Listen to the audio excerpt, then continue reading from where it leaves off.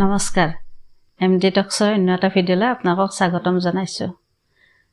নৱৰাত্ৰি চলি আছে, সেয়েহে মা দুৰ্গায় নমঃ। নৱৰাত্ৰিৰ অষ্টম দিনৰ দেৱী মা গৌৰী। সেইদিনা মা দেৱীক গৌৰী ৰূপত পূজা কৰা হয়। মা গৌৰী পূজা বিধিত বগা ফুল, বগা বস্ত্ৰ, গাখীৰ, ঘিউ, মৌ, মিঠাই বৰ প্ৰিয়। এইকেইবিধেৰে নৱৰাত্ৰিৰ অষ্টম দিনৰ দেৱী মহাগৌৰীক উৎসৰ্গা কৰিব পাৰিলে জাতক জাতিকা, ঘৰ সংসাৰ সকলোৰে বাবে মংগল হয়। এয়া আমাৰ শাস্ত্ৰত থকা কথা। দেৱী গৌৰীৰ চাৰিখন হাতৰ সোঁফালৰ ওপৰ হাতে অভয় মুদ্ৰা আৰু তলৰ হাতে ত্ৰিশূল ধাৰণ কৰিছে। বাওঁফালৰ ওপৰ হাতে ডম্বৰু আৰু তলৰ হাতে বৰ মুদ্ৰা ধাৰণ কৰিছে। দেৱী এই সকলো মুদ্ৰা ধাৰণ কৰিয়ে ভক্তক আশীৰ্বাদ দি আছে। এই অষ্টম দিনাৰ দেৱী মা মহাগৌৰীয়ে আমাৰ সকলো মানুহকে তেওঁ আশীৰ্বাদ দিছে।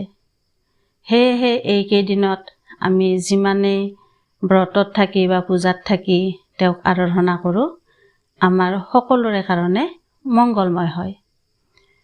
মহাগৌৰীয়ে কি কৰিছিল? মহাদেৱক স্বামী ৰূপে পাবলৈ ঘোৰ অৰণ্যত কঠোৰ তপস্যা কৰিছিল। তপস্যাৰ অন্তত ইমান বছৰ তপস্যা কৰিছিল তেওঁ নিজেও নাজানে। সেই তপস্যাত মহাদেৱ সন্তুষ্ট হ'ল আৰু সন্তুষ্ট হৈ দেৱীক দৰ্শন দিলে। আৰু দেৱীক দৰ্শন দিয়াৰ পাছত দেৱীৰ শৰীৰৰ ৰূপ ৰং দেখি মহাদেৱৰ বাৰুকৈয়ে বেয়া লাগিল। সেয়েহে তেওঁ কি কৰিলে? ভাবি চিন্তি চাই, তাৰমানে দেৱী ইমানে তপস্যা কৰিছে, ইমান কঠোৰ তপস্যা কৰিছে, ইমান বছৰ ধৰি কৰিছে, দেৱীৰ শৰীৰ সকলো ফালৰ পৰাই ক'লা পৰি গৈছে। ৰ'দৰ তাপত তেওঁ ক'লা পৰি গৈছে, কাৰণ তেওঁ ৰ'দ বতাহ বৰষুণ দিন ৰাতি একাকাৰ কৰি অকল তপস্যাত মগ্ন হৈ আছে। সেয়েহে মহাদেৱ সন্তুষ্ট হৈ তেওঁক দৰ্শন দিলে আৰু ক'লা পৰাই যোৱা দেখি মহাদেৱে গংগাৰ পৰা গংগা জল আনি দেৱীক ধুৱাই দিলে। আৰু দেৱীয়ে সম্পূৰ্ণ আগৰ ৰূপ পালে, নতুনকৈ পালে। তেওঁৰ যৌৱন অৱস্থাত যেনেকুৱা ৰূপ ৰং সৌন্দৰ্য আছিল, সকলোখিনি তেওঁ মহাদেৱৰ এই পানী যে ধুৱাই দিলে গংগা পানীৰে, তেওঁ পুনৰ ঘূৰাই পালে। আৰু সেইকাৰণে দেৱীৰ নাম মহাগৌৰী, অৰ্থাৎ শ্বেতম্বৰ, বগা। সেয়েহে তেওঁ গৌৰী ৰূপত অষ্টম দিনা পূজা কৰা হয়। দেৱী পদুম ফুলত বহি আছে। দেৱীৰ বাহন হৈছে ঋষভ।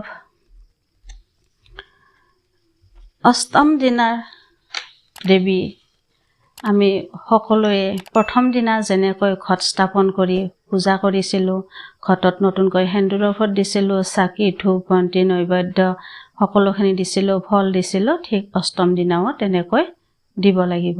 আৰু এই পূজাখিনি কৰি আপোনালোকে নিজৰ মনৰ কামনা ব্যক্ত কৰি দেৱীক আৰাধনা কৰি সেৱা কৰিব লাগিব। ভক্তই যিমান পাপ নকৰিলেও মহাদেৱী গৌৰীয়ে আশীৰ্বাদ দিয়ে। অৰ্থাৎ ৰাস্তাৰ ভিক্ষাৰী হ'লেও তেওঁ মূৰ দাঙি চাই ভক্তক আশীৰ্বাদ দিয়ে। সেয়েহে দেৱী মহাগৌৰীক অষ্টম দিনা যথাসাধ্যে সকলোৱে পূজাখন কৰিব লাগে আৰু ব্ৰতত থাকি তেওঁক আৰাধনা কৰিব লাগে।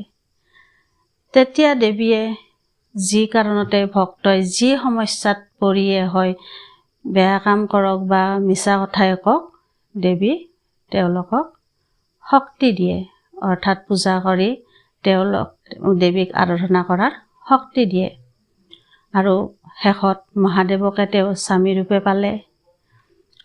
মহাগৌৰীৰ আশীৰ্বাদত ভক্তই সকলোখিনি সুকলমে চলা ফুৰা কৰাত আশীৰ্বাদ পায়।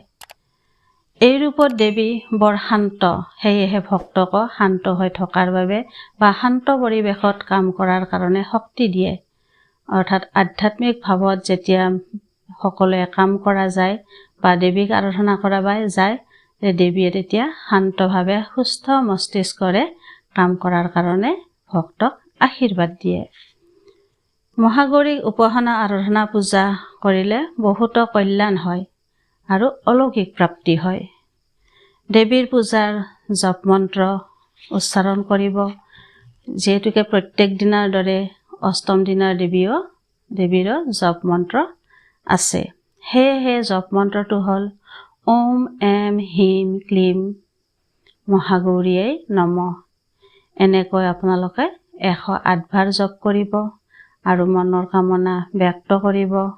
দেৱীক বগা বস্ত্ৰ, বগা ফুল, মিঠাই ভোগ, আগতেও কৈছোঁ এইখিনি সম্পূৰ্ণৰূপে আগবঢ়াব আৰু সন্ধিয়ালৈ ধূপ চাকি নৈবেদ্যৰ ওচৰত যি আপোনালোকে ধূনা দিছে এই সকলোখিনিৰে আৰতি কৰিব আৰু সেই দিনাৰ পূজা বিধি সেনেকৈয়ে সমাপন কৰিব।